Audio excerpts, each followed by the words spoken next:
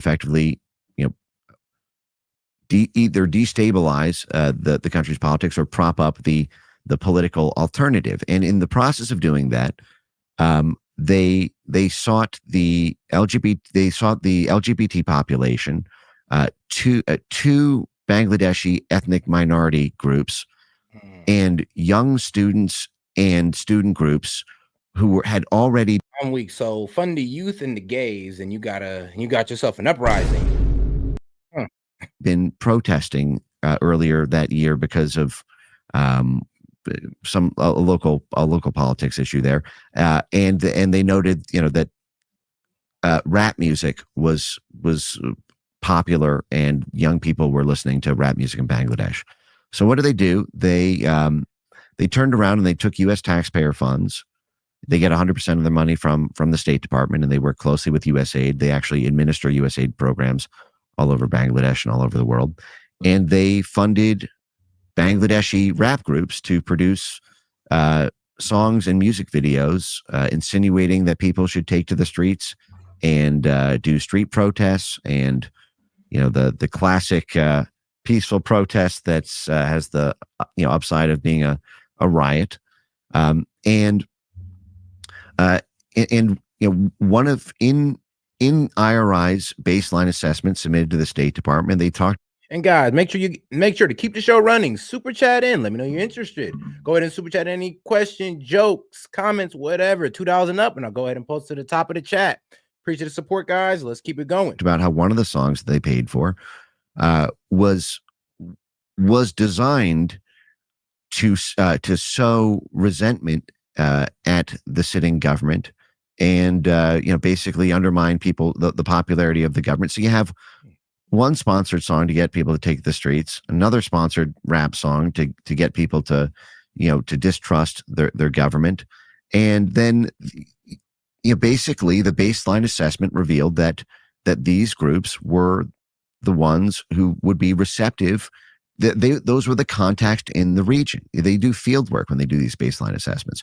What if the baseline assessment or the strategic assessment happens to reveal that the highest ROI for soft power projection is with very unseemly groups and activities? This is, for example, how we end up funding terrorist groups and paramilitaries, and very extreme, because oftentimes when you have a popular government, it's the coalition of the fringes and the extremes and the weirdos and the criminals and the prostitutes. This was in an NED memo in 2009 for Cuba, where they were the National Endowment for Democracy.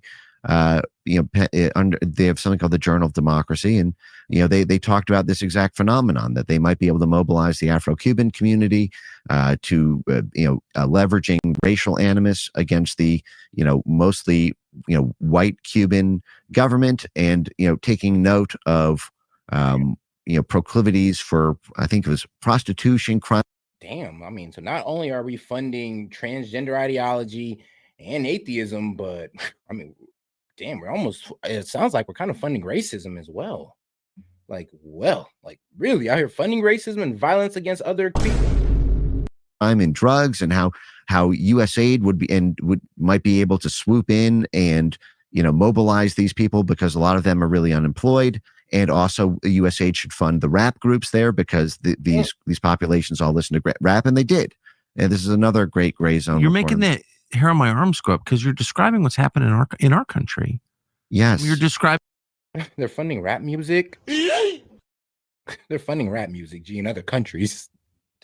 Yo, I guess they got some bars out there, I guess. The 2017 Charlottesville march, the Nazi march. You're describing what happened on January 6th. You're describing the riots after George Floyd was murdered.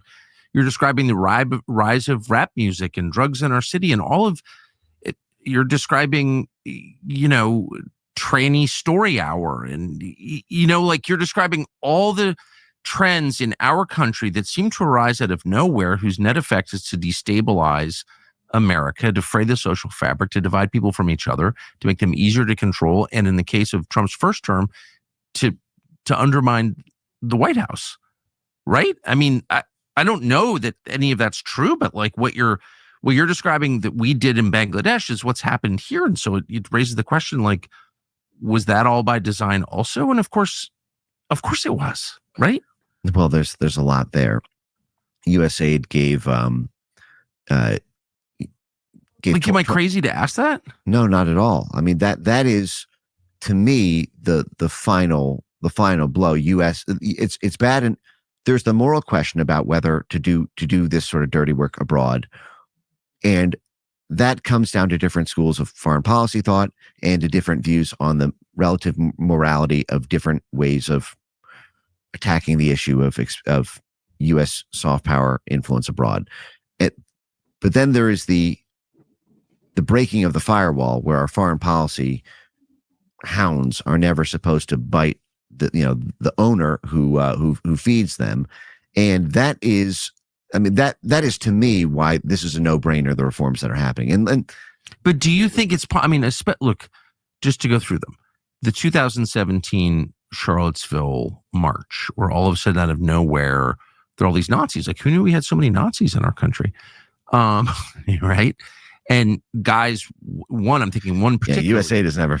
Now, this is that, like I say, you see how USA can fund racism in other countries, uprising in other countries, create division in other countries. And this is what we're funding, guys. Now, I mean, and here's the thing, though, because I think there's people in the chat going like, oh, well, Doge lied on USAID. And I'm just like, now, look, guys. Do you think that your government really wants you finding out how they misuse your taxpayer dollars? Isn't it kind of crazy how it took Elon Musk, it took Doge for this to come out? Isn't that kind of funny? Like, did you think about it like this? Did you guys know about this? You didn't. And I'm talking about the guys who disagree with this whole Doge thing. You didn't even know that this is where the money was going. But here's the thing, because you guys didn't know, and because it came from Trump, you're just calling it a lie. When you could look up on usgov.spending, which we have, and we've proven that, yes, we send millions of dollars out to guys for reproductive health. For what reason? Like Sesame Street in Iran. For what? So you guys can't sit here and get mad about what they're doing on it. So you really can't, because you didn't care about how they're mishandling our funds in the first place. Funded Nazis. And now you care about it being looked over?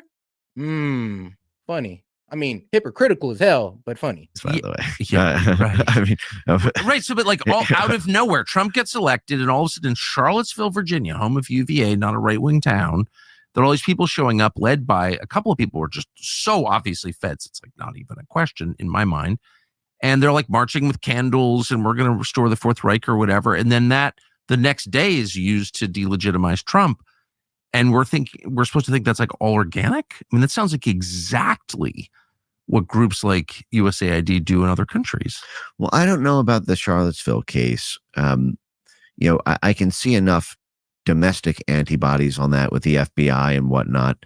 And the fact is, well, I'm not saying USAID did it. I'm just saying it's the same template. Oh, right. Oh, well, the ability for the battering ram of our cloak and dagger dark arts only supposed to operate abroad to be laundered at home. Yes, is really the reason that I believe the current open heart surgery is a no-brainer, and I fully support the total abolition of USAID as an agency and tucking it under state and putting it through, having it mend, and then if at some point it needs to be rolled out, spun out into a different independent agency again with reforms in place and the appropriate staffing structure, we can have that conversation at a later time. There is the domestic one is a huge one. There's so many data points there. I think it's gonna be terrifying to a lot of people who are just now experiencing this. But I do sort of want to close the loop on this foreign side, because my concern is when you try to attack these things at the level of there's no U.S. interest that's served in it at all. It's totally crazy. You're going to encounter very strange layers of resistance trying to attack it. Hey, and shout out Smooly said, "Oh, y'all some dollars from a few days ago. Hope y'all day was swagging Team Watermelon." I'm freaking crying. He said Team Watermelon though. I'm fucking crying. Yeah, let's go carve watermelons together, Smooly. Come on, bro. Me and you carving watermelons together. from that argument. So, okay, so here's an example I've been giving this week, and I'll hit you with the thought experiment. Let's just assume, and I have no inside knowledge about this. I don't talk to folks at that level or anything, but Venezuela has Trump has had a very contentious relationship with the government of Venezuela during his first term. We declared Juan Guaido the sitting president of the elected president. He was.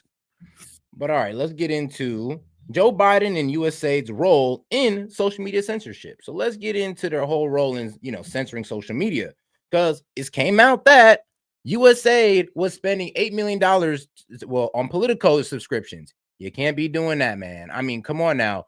Like, how is that fair? Like, Fox don't get that. I'm wondering if there are any more left-leaning news publications that get that treatment from USAID. So you're telling me Politico so bad at writing, doing so much lying that everybody knows, and that y'all need to fund $8 million to keep it going? Now, I'm just being tongue in cheek, but really though, they want Politico there to fund their agenda.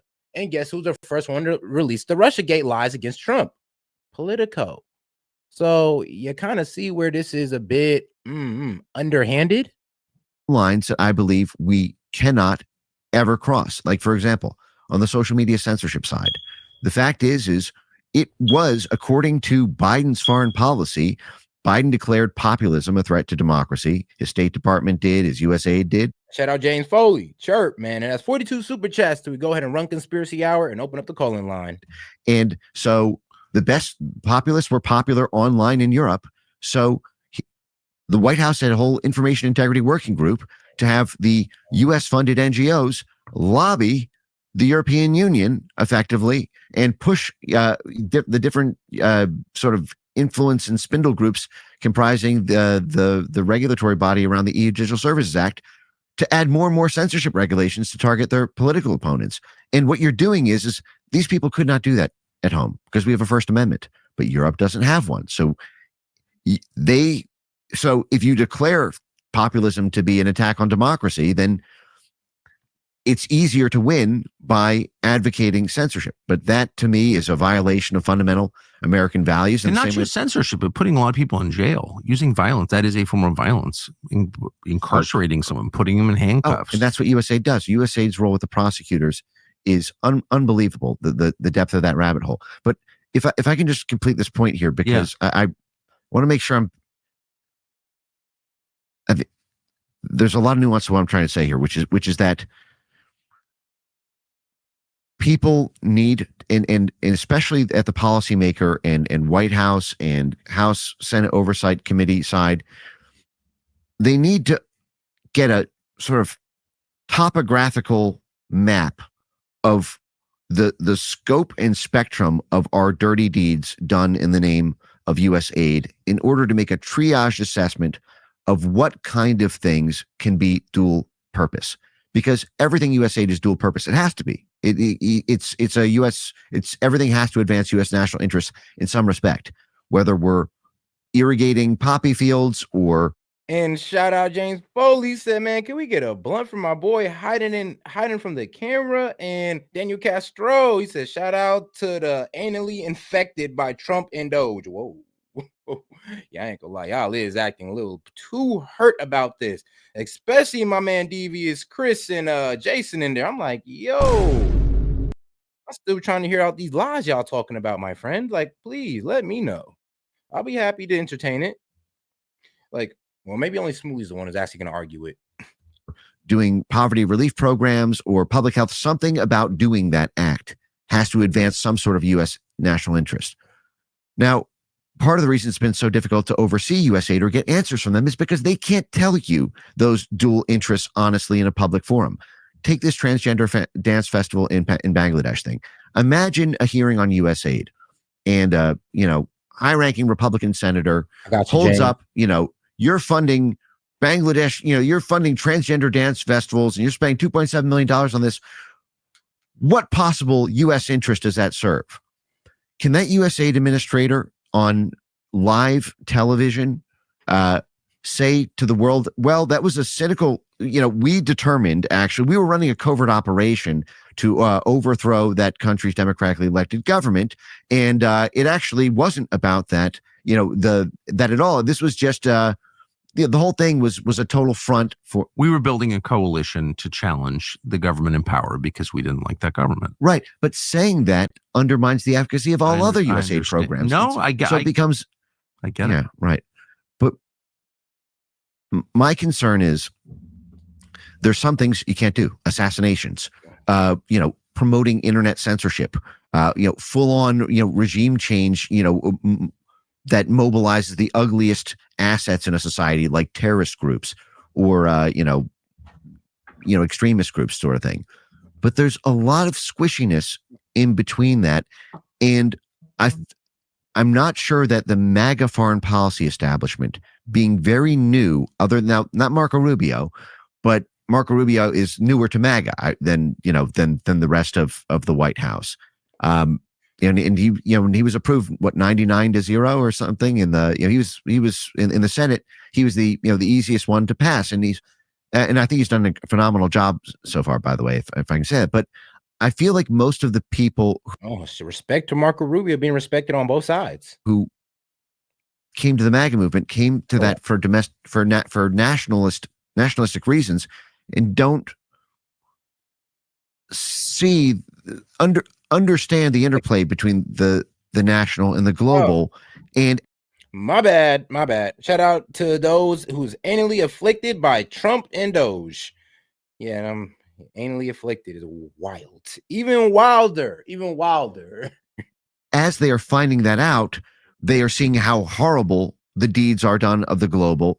And there's going to be this impulse to destroy this thing, completely destroy this thing. And by the way, that's not even my principal fear, because I actually think, the other part of this is that I could very easily see most of these grants being preserved simply through the State Department. Yeah, right. Simply through the State Department. I mean, this is what happened with Brexit. Everyone who was pro-Brexit celebrated Brexit the day it happened. That to me is like the closure of the USAID building. But the fact is they effectively stopped Brexit. Yeah, never post-Brexit because of there's so many layers of resistance and implementation, and that we're going to run into that here, which is why I'm using this time to be able to talk with you today on something that's on this, which is that you're going to need to understand the purpose for these things and the scope of it, and be able to look at just how bad it is with clear eyes,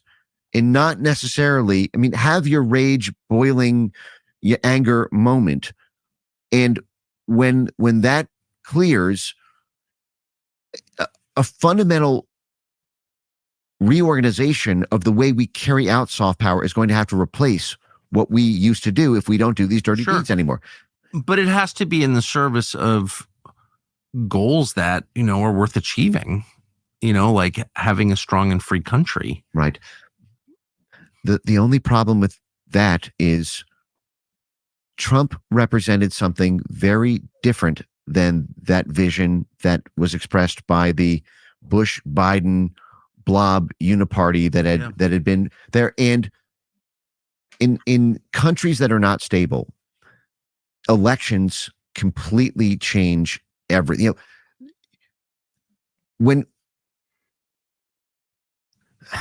And this maybe gets to whether or not, the problem is not necessarily just the institutions, but rather the sort of legacy of momentum of all these previous political forces. Because you could see a situation where then, every time a MAGA type populist candidate wins an election, all of our foreign policy institutions switch radically in one direction, calling that American interests. And then a sort of internationalist blob, a globalist person wins an election, then all the institutions switch all of that. And so, you can't even build permanent structures in foreign countries or permanent networks, because everything's so schizophrenic. Or in your own. That is true. Like, so the switching in leadership kind of changed the way the USAID works. It's like, so yeah, you could have a more, American first president, and then the USA is going to switch its spending to more, nationalistic, ideals. So spending its money on, making America great. But you put a globalist president in there, and we're back to, trying to fund everybody internationally that don't F with us. This is the problem with our system, is that it doesn't have continuity.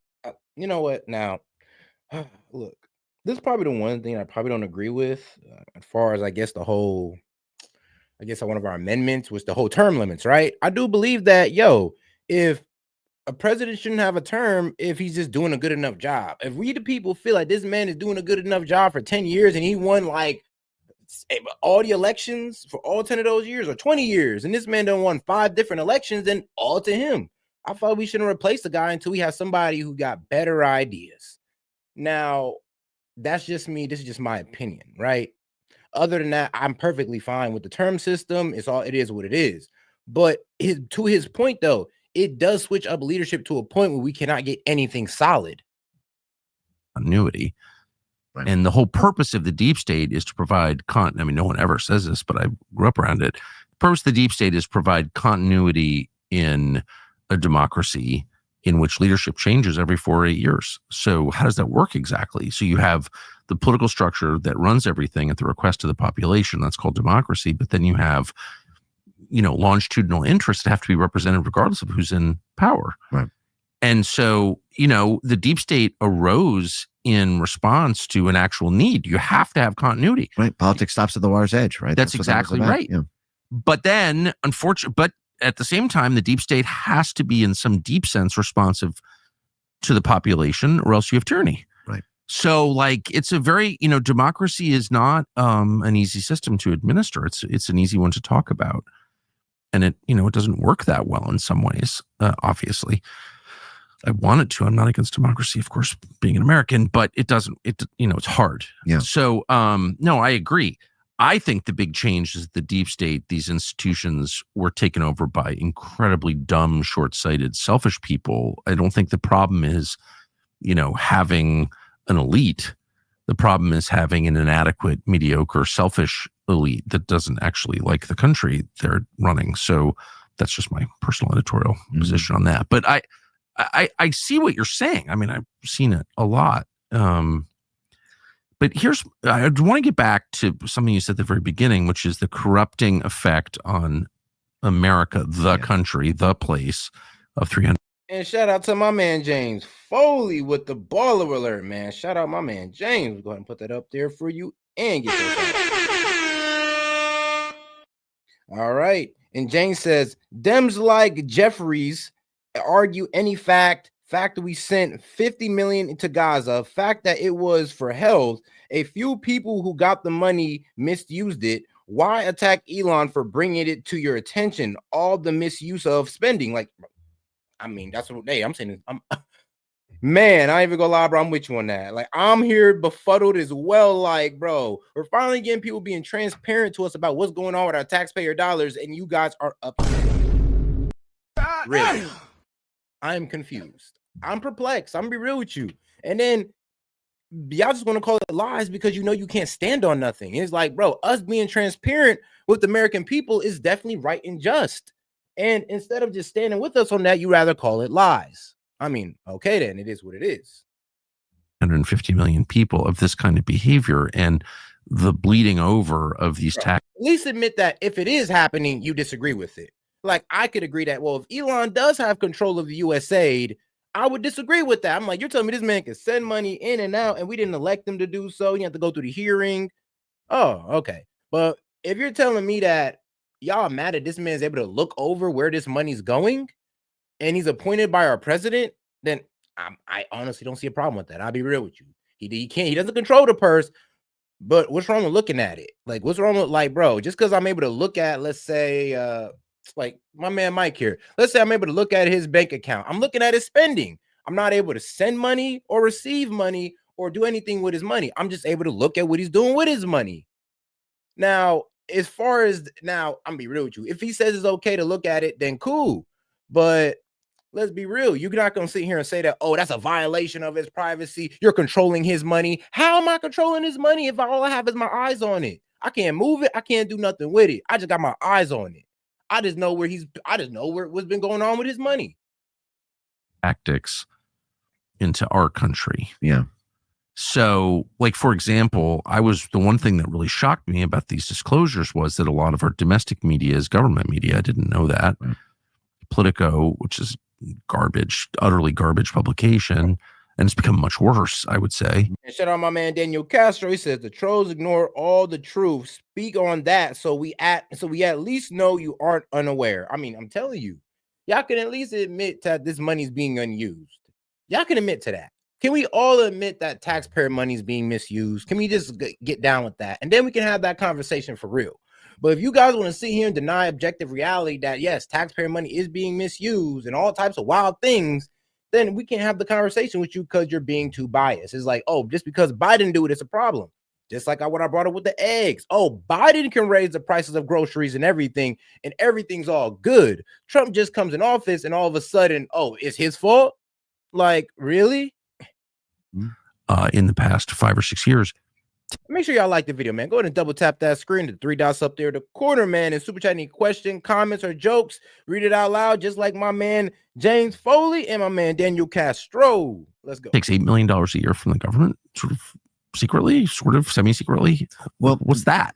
Well, there's a distinction I think that's useful to draw here between public agencies paying for premium services of U.S. news websites that foreign facing. So, for example, the State Department pays for premium subscriptions to various news sites in order to be able to have access to all of the New York Times or Politico, to be able to get behind the paywall for their employees, so that while they're doing their job of soft power influence abroad, they have the maximum. And I'm hearing that actually. Smoothly, you're probably the only person that's actually making sense right now, because he's pretty much saying, yes, Trump is trying to freeze and cancel payments, which he can't do. Now, because what did his speaker come out there and say? See, at least Smoothly's being honest. What did his speaker come out there and say, though? His speaker came out there and said, yeah, we discovered that $8 million is going to Politico and we're canceling those payments. By Smoothly's argument, he does not have a right, or his administration doesn't have a right to cancel that payment. We can argue that, but what y'all doing, we can't. Amount of knowledge at their fingertips. It's the same thing with but that's all fake. I mean, Politico Pro, there's literally, it's written by 25-year-olds. There's like nothing in there that's real. They're paying off Politico. Well, that's right. Well, but there's two forms of that, and I'm just also trying to educate people as they go through this discovery process about the extent of it, because you're going to see it's everyone. But there are two forms of it. One is 100% it's pernicious. The other one there's smoke, but there's not necessarily fire. And so when I say this, the smoke, it obviously creates an incentive to please the people giving you these government procurements. For example, if this is what I published, for example, about Reuters. The Biden administration, government agencies, tallied something like $300 million to various Reuters sort of sister company groups between their news agency, between their Westlaw arm, and between their sort of like forensic and like accounting services. But you see these big like $60 million worth of grants from the Justice Department, and now the Justice Department's paying for Westlaw, which is a Thomson Reuters thing. It still makes Reuters richer, but Reuters is writing hit pieces on the very people that the Justice Department is going after. And so it's softening up, the enemies. And in fact, Reuters won a Pulitzer Prize for its hit piece for its investigative series on malfeasance by Elon Musk. I mean, shout out my man James. My man James snapping tonight. He's snapping tonight, okay? My man cooking. Like, no, for real though, because I just gotta look, bro. Right now. Let him cook. But all right, man, let's go ahead and get right into James' comment. He says, remember when Clinton fired 275,000 government employees to install the deep state? Clinton did it for power. Trump did it for less power. Talk about Project 2025, right? Go fight a gay. Oh, wow. Go fight a gay. Well. Oh, hell no. All right, man. Shout out my man, James. At all of his portfolio companies, Tesla, X, Neuralink, SpaceX.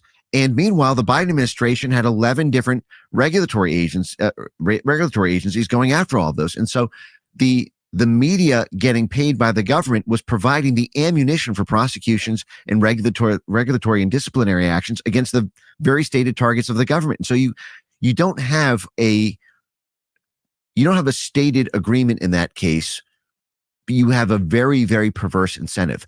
But there are places where you have where it's even worse, because there's sort of two forms that can take, in the form of paying for services, but then also there is the affirmative sponsoring of media. So for example, the state, I believe it's the State Department, maybe USAID, does pay like the Reuters news agency for work abroad, but it's a lot less than the premium services, but more to like, here's a really clean example that gets to the heart, I think, of what you're talking about with this domestic and how this all ties together. The world's largest consortium of investigative journalists is a group called the OCCRP. And you just think of it, the Corruption Reporting Project. They have, since the very beginning, they were initially, I believe, fully funded by the U.S. government. Now, shout out my man James Foley. Said, "This is my last super chat till bro gets a blunt." I got you. And there's a couple interesting super chats I want to read out, because Smooly, and I know you didn't super chat this in. I wish you did, but it's still a pretty interesting comment. "There is misuse and fraud in our spending." Thank you for admitting that. "But I think the Republicans are focusing on random pennies." No, that's fair to say. Billions. We got billions and only $1 million was spent. Okay. "When the real focus should be on no bid defense contracts," and I cannot agree with that. Okay, I'll give him that one. You see, you got to give him that. And all right. And I believe Castro, you said you can admit the successful exposing of fraud, not one instant, trying to preserve your argument. I mean, damn. Okay. Shout out Castro. I actually like that comment. Or they were the anchor fund. And now I believe half of their funds come from a combination of USAID and the State Department. And these are supposed to be independent journalists, and they're investigative hit piece writers covering the topic of corruption. If there's something that's published on OCCRP's website or through their media network, it's never about the sky was blue today and someone saved a cat from a tree. No, it's all investigative hit piece work exposing some aspect of corruption in a country.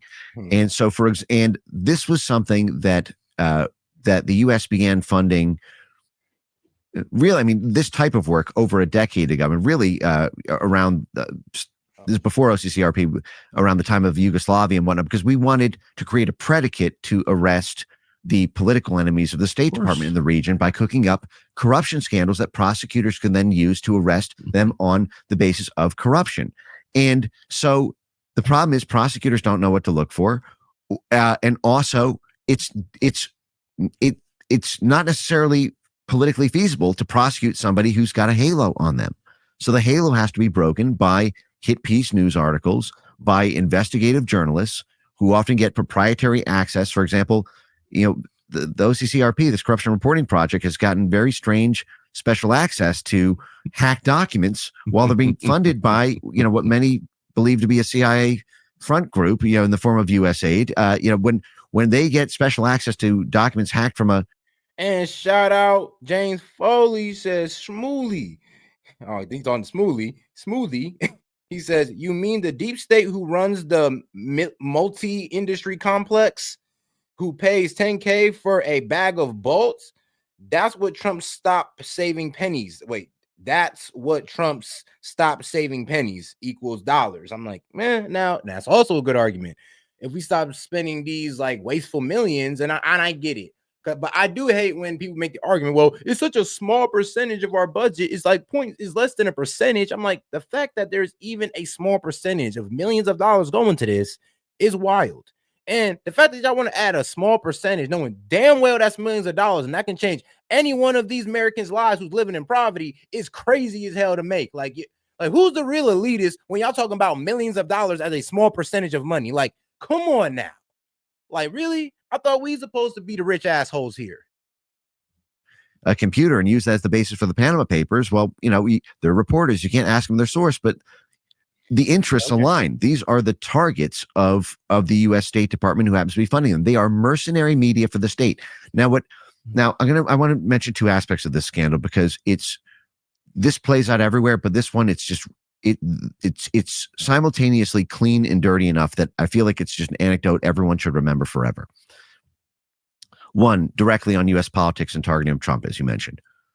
OCCRP got their Eurasia, it covers like 7 or 8 countries that they're supposed to dig up dirt of corrupt politicians and corrupt. And shout out Daniel Castro. He said, shout out Fox Chase. He said, shout out to Fox Chase before he cries in the car, man. What you mean, man? Shout out Fox Chase.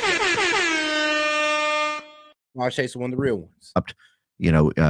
Oligarchs in those territories. And their Eastern Europe, $20 million for their Eastern European operation. And so that covers Ukraine. And so what did they do in 2019? They dug up dirt on Rudy Giuliani. And then that dirt ended up being used as part of the impeachment of Donald Trump in 2019. So this is the State Department funding mercenary media to then dig up dirt on high-profile U.S. citizens. Mercenary media. I'm stealing that. Mercenary media, because that's pretty much what USAID is doing. It pretty much is paying for you to go after people. It's paying for the hit pieces. They paid $88 million to hit. I'm sorry, it paid $8 million so Politico can go ahead and start the Russiagate BS. They paid $8 million for it. They've done worse in other places. You know what, Smoothie? I'm gonna give Smoothie this. I am pretty damn sure they are not the only ones that's doing this. I am pretty damn sure. You know what? If we go back far enough, I'm pretty sure that there's some right-leaning publications that took some money. But right now, let's focus on the fact that we're literally funding hit campaigns, smear campaigns, which is not right. Citizens metastasizing into that very evidence being entered into the congressional record to successfully impeach the president of the United States.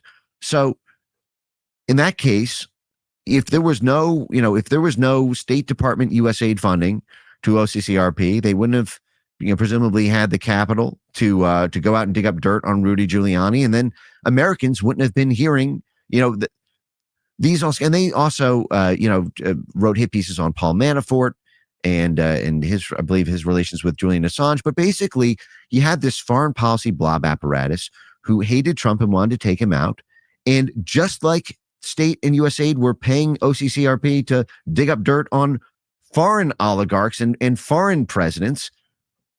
The net result, and we don't know if there was any sort of, and I'm not saying that there wasn't necessarily a direct agreement to do that. I'm not privy to that. But the fact is that is in effect what happened.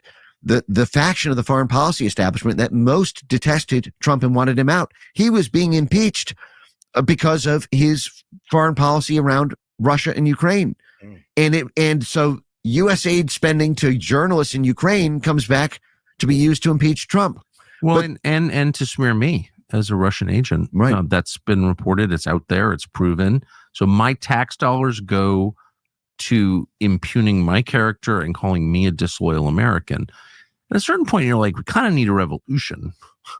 I mean, why should we put up with that for a second? Well, we're in a sort of, you can feel the passion around this week. And shout out my man Daniel Castro. He says the right has representatives on the take, exposed all.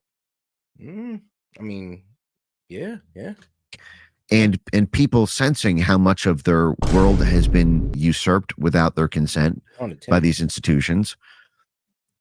But just to complete this on the corruption reporting project that gets half of its funding from the State Department and USAID, and the U.S. government has the formal yes, yay, yes, no about who they can bring on as staff, and they have to submit basically what they're going to do the year ahead. But on USAIDspending.gov, on USAID.gov, the USAID website, before it went down this weekend, I have all the receipts and I have all the PDFs on my social media feed. They have a section. They have a whole document on this corruption reporting project and how amazing it has been for US for USAID's anti-corruption humanitarian work. And it shows the entry. It says $20 million, and here are the 7 or 8 countries they operate in. The next page has something which is just absolutely devastating to the concept of the firewall between our humanitarian aid organization and prosecutors. It's the accomplishment section. And there are 4 bullet points in this accomplishment section. Again, this is on USAID.gov. And guys, we got 33 more super chats until we go ahead and open up the calling line and run conspiracy hour. And tonight we are doing the Epstein breakdown. So yes, I found a good video that breaks down the Epstein file, that breaks down Epstein and his book and who he runs with, main people who he coords with, all that good stuff. And we're 33 super chats away from watching that video. Let's go, guys. Publicly boasting about hit pieces for hire, mercenary media. And shout out James Foley bringing us to 32, actually. Shout out my man James. He's like, he said, Jeffords. Anyway, though, shout out Jeff or Jason. Talking about Republican subscriptions. Have you even heard of the Democratic cheat code of Act Blue? Ooh, shit. I mean. Oh, shit. Yeah, Act Blue is, that's a bit of a cheat code right there. I mean, funded by who? Soros. Shout out to the Open Foundation. Media to call people corrupt, call citizens, So the first line item is over $1 billion worth of assets seized. So they're basically saying, hey, great return on investment. We spent $20 million. We were able to seize $1 billion. But you did that by paying journalists to dig up dirt on people. What if the journalists got it wrong? What if there's no legal process, by the way? I mean, it's not like people went to court and were found guilty or anything. We just took the stuff. We'll get to that actually. That's bullet point 4. But bullet point 2 was something like somewhere between 100 and 300 policy changes in different government and